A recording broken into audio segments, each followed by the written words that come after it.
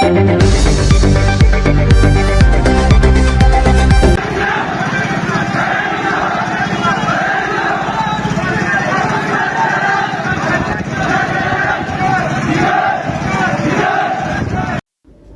ጤና ይስጥልኝ ውድ የኃይላብ ሚዲያ ቤተሰቦች እንደምን ዋላችሁ እንደምንስ ቆያችሁ። የትግራይ መከላከያ ሰራዊት TDF ተብሎ የሚጠራው ታጣቂ ቡድን ጥቅማ ጥቅም ይከበር፣ ደሞዝ ይከፈል፣ DDR መቋረጥ የለበትም በሚል ዛሬ ጥቅምት 3 2018 ዓ.ም በመቀሌ ተቃውሞ እያሰማ ነው። በሌላ ዜና የግብጽ ዛቻና ፉከራ በኢትዮጵያ ላይ የሀገሪቱ ፕሬዝዳንት አብደል ፈታህ አልሲሲ ብሔራዊ ጥቅማችንንና የውሃ ደህንነታችንን ለማስጠበቅ አስፈላጊ የሆኑ ሁሉንም እርምጃዎችን እንወስዳለን ሲሉም ነው የዛቱት። ኢትዮጵያ ታላቁ የህዳሴ ግድብን በማስተዳደር ላይ እየተከተለችው ባለው ኃላፊነት የጎደለው አካሄድ ላይ ሀገሬ እጇን አጣጥፋ አትመለከትም ሲሉም ተደምጠዋል። ከሳምንታት በፊት ሱዳን ውስጥ ለደረሰ ጎርፍ ግብጽ ኢትዮጵያን ወንጀላም ነበረ። በሌላ ዜና የማዳጋስካር ወታደሮች እንዲበትኑ የተላኩበትን ትተው በተላኩበት የተቃውሞ ሰልፍ ላይ የህዝብን ድምጽ በመመልከት እነሱም ደግሞ ህዝቡ ጋር ተቀላቅለው ወገንተኝነታቸውን ለህዝቡም አሳይተዋል። ህዝባዊ አመጹን በመቀላቀላቸው አልጀዚራም ዘግቦታል። መቀላቀል ብቻም አይደለም፣ ማይክና መፈክር ይዘው ከህዝብ በፊት መሰለፋቸውን ተጠቅሷል። ሐማስ የመጀመሪያዎቹን 7 እስራኤላውያን ታጋቾች ለቀቀ።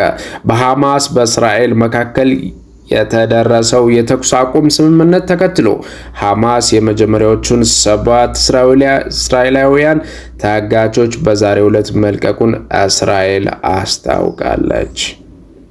ሐማስ ታጋቾቹን ለዓለም አቀፍ የቀይ መስቀል ኮሚቴ ያስረከበ ሲሆን ቀይ መስቀልም የመጀመሪያ ታጋቾችን ለእስራኤል ጦር ያስረክባቸዋልም ተብሏል። የእስራኤል መከላከያ ኃይል IDF ባወጣው መግለጫ 7 ታጋቾች ቀይ መስቀል እጅ ላይ መግባታቸውን ገልጾ በአሁኑ ሰዓትም ጋዛ ሰርጥ ወደሚገኘው የእስራኤል መከላከያ ኃይል እና የእስራኤል የደህንነት ኤጀንሲ በመጓዝ ላይ መሆናቸውንም አስታውቋል። አክሎም ተጨማሪ ታጋቾችን ለመልቀቅ መዘጋጀቱን መግለጹንም ዶቼ ቬለም ዘግቦታል።